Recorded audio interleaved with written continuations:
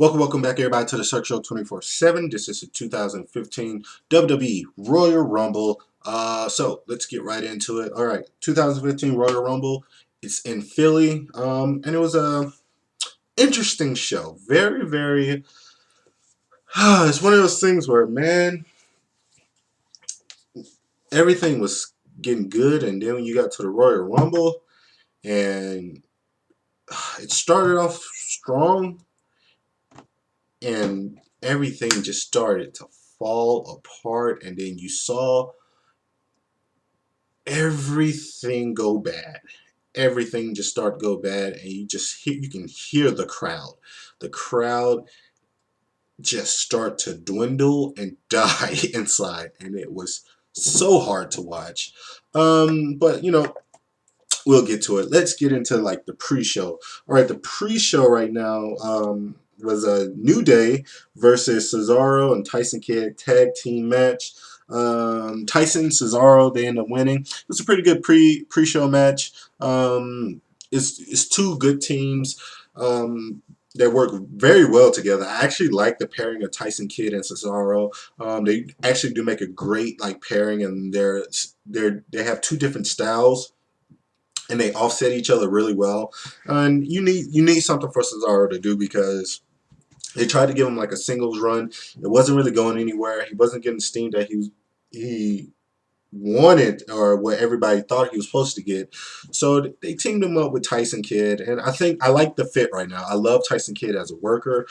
He's fantastic in the ring. And New Day, Big E, Kofi, Xavier Woods, they're all great. So I mean, throughout for like a pre-show, it was great. Very fast paced, very just in your face. It was a good pre-show to the Royal Rumble. But let's get into the first match of the Rumble. All right, the first match of the Rumble: New Age Outlaws versus the Ascension. Now, this match I think was made on Monday, and I liked it because I already knew who was going to win. Obviously, I knew the Ascension was going to win because you need to put over the Ascension. So the New Age Outlaws, they're a perfect team to put these kids over. Show them the ropes a little bit, get them some heat. Because they just debuted. I want to say about 3-4 weeks ago, maybe, and it was just it's one of those things where the company thought that they were going to be a good introduction and a good thing for the tag team division. They didn't really quite hit as well, so you need to bring in like a team big enough to kind of put these kids over, kind of get them back in the right direction. It was good. It didn't last that long. I do always love seeing the Outlaws. I love Road Dogg. I love just the whole intro to the New Age Outlaws. It's just fantastic. I'm always have a big smile on my face. So it was just great to see those guys. They still work fantastic. I love the fact that they talk about their old age. Like, we already know they're super old, but they can still go. And I love the fact that, like I said, that they put over the Ascension, because I really do think that they really need it really bad, because they're not going over as well as people would like them to. So hopefully this kind of gets them going. So yeah, that was a pretty okay match. Now let's get into the second match. The second match was the Tag Team Championship match. Miz and Mizdow versus the Usos. Usos win. Like I said, this is one of those matches where it's going to be good. It's going to be good. The Usos, top tag team in the company right now. There's a reason why they're champions. They get over well with the kids. And it's so funny because, I was thinking about this the other day. Somebody mentioned to me, like, the Usos are the tag team versions of John Cena. They hardly ever lose, and they're just super over. They're winning everything, And but I like them. I do love them. So don't get me wrong. They don't really have much of a personality when it comes to mic skills. But great workers, Miz and Mizdow. what you don't have to really say anything. You know you're going to get a very entertaining match. What I wanted to see happen, and it kind of happened a little bit, but I think they're still holding out for like WrestleMania. Is just like the friction between Miz and Mizdow, and how Mizdow is, obviously he's getting way more attention. Fans love him way more, but I wanted to see that in the Royal Rumble. That didn't really happen. I wanted them to actually be in the Rumble together and have that friction really play out. But I feel like that they're saving it for probably like WrestleMania or something like that. But great high octane match, very fast paced, a lot of great spots. That one spot where one of the Usos jumped out and did the flip. He basically tried to do like a splash out, but kind of looked like he was about to miss his mark, so he just kind of did a flip at the last second. So it looked cool, but I love stuff like that. So yeah, it was a great little tag team match. Like I said, Usos retained. Obviously, there's Cena version of tag team. So yeah, let's get into the next match. The next match, the Bella Twins versus Paige and Natalia. Yeah. All right. Now, I love the fact, like, with the women's division, that, with Total Divas, is giving more women a chance to shine a little bit more and a chance to get more exposure. I love the fact that the match was pretty long and pretty decent, but they didn't really do nothing with Paige in this match. Like, she kind of wasn't even in the match, if I'm not mistaken. And it kind of bummed me out because obviously she's probably the most popular diva right now, aside from AJ. And it seems like AJ is going to probably be out the door. So the natural thing is to put Paige up a little bit more and put her higher up. And you put her in a tag team match with Natalia, who I love. My favorite three wrestlers right now in female: Paige, Natalia, and AJ Lee. Being AJ Lee first. But you put her in a tag team match with the Bellas. Why not just do like I don't know, like a triple threat or something? Don't stop tag teaming these Bella twins. I don't know why they keep doing this. And I don't even hate the Bellas, but they had the storyline where you thought Brie was supposed to turn on Nikki, and they kind of just shattered that for some reason. I don't know if they're just holding out on that, but it just looks like, the Bella twins are back heel and stuff, and it's ridiculous. I don't know what the writing staff are doing with that. I don't know if it's just a swerve for later. Hopefully it's just a swerve for later.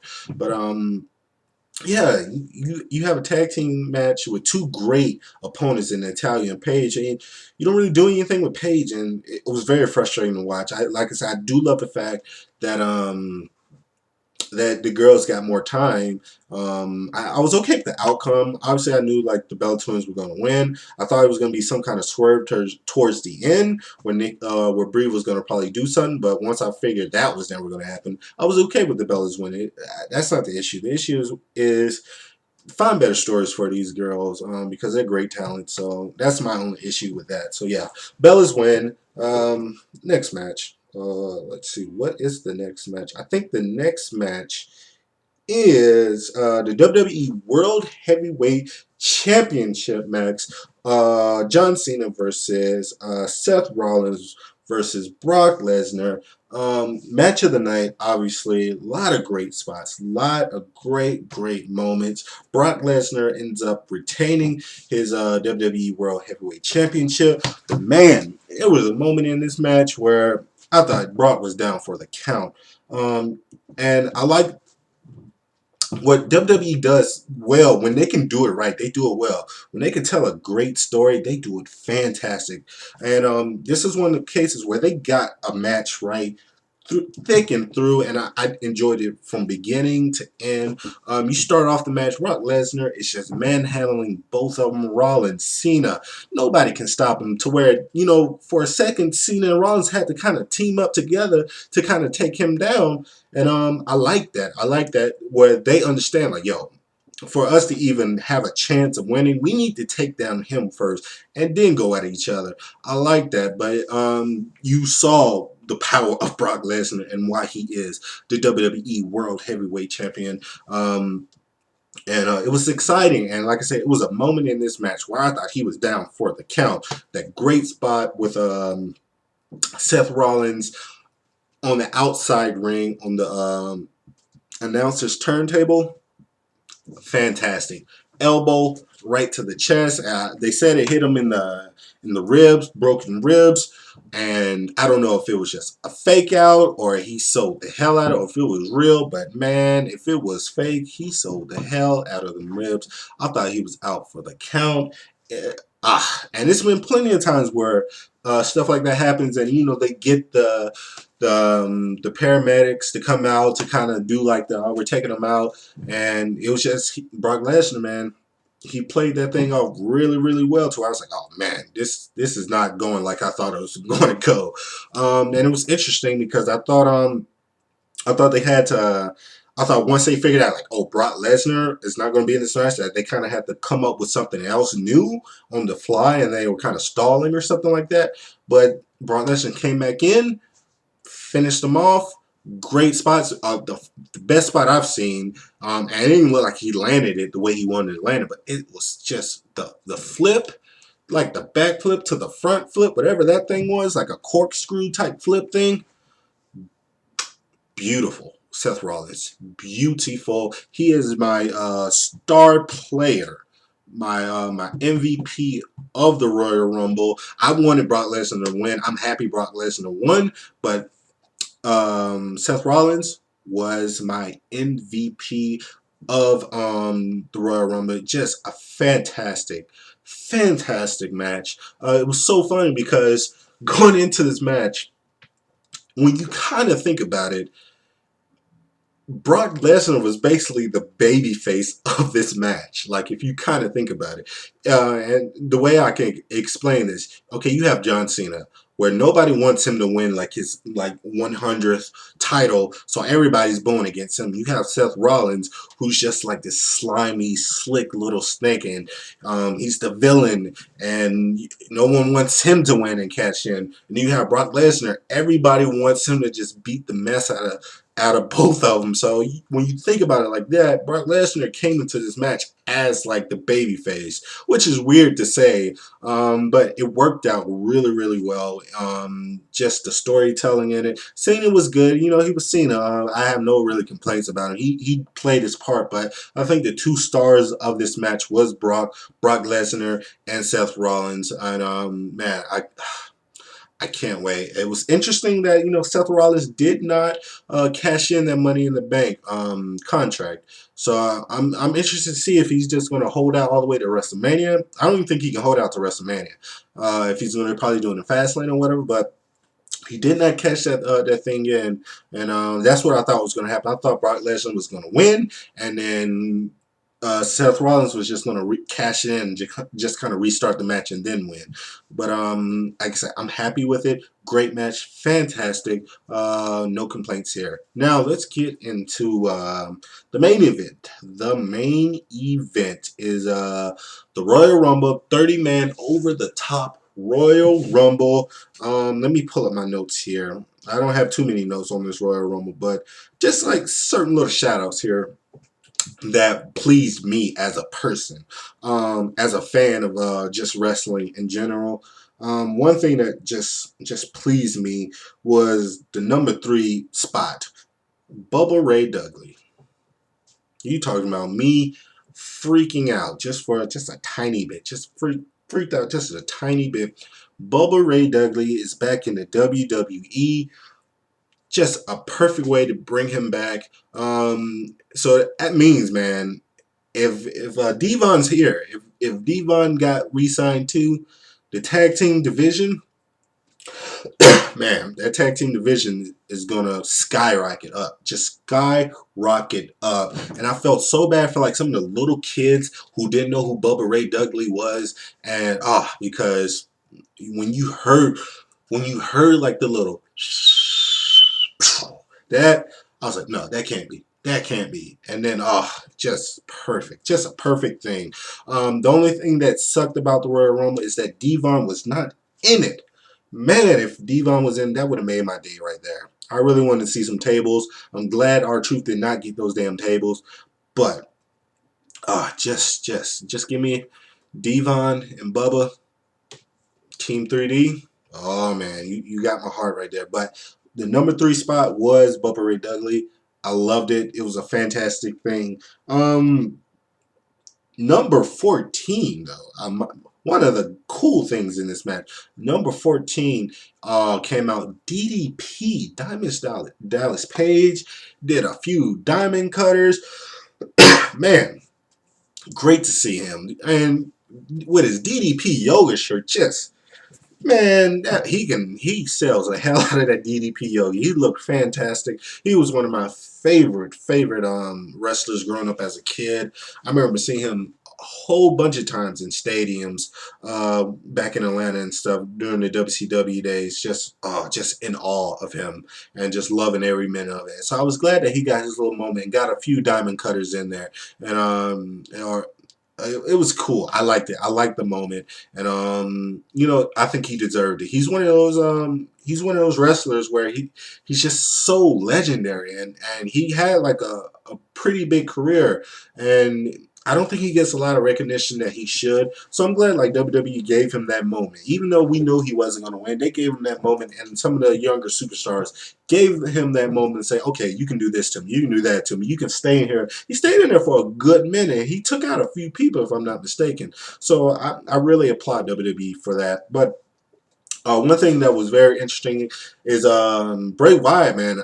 Going into this, I had 2 people winning this thing. I had 2 people. Oh no, I had kind of 3 people. My 3 people were wanted Bray Wyatt to win, or no, I wanted Dean Ambrose to win. If Dean Ambrose to win, I would have settled on Bray Wyatt. But my dark horse was the surprise, where I thought Sting was going to probably be like number 30 and just take it all or something like that. That was going to be my dark horse. Obviously, that never happened, the Sting thing. But Bray Wyatt showed a fantastic showing, taking out like 8, 9 people. I think like 8. I thought he was going to take it all the way, guys. I'm not going to lie. I thought he was going to take it all the way.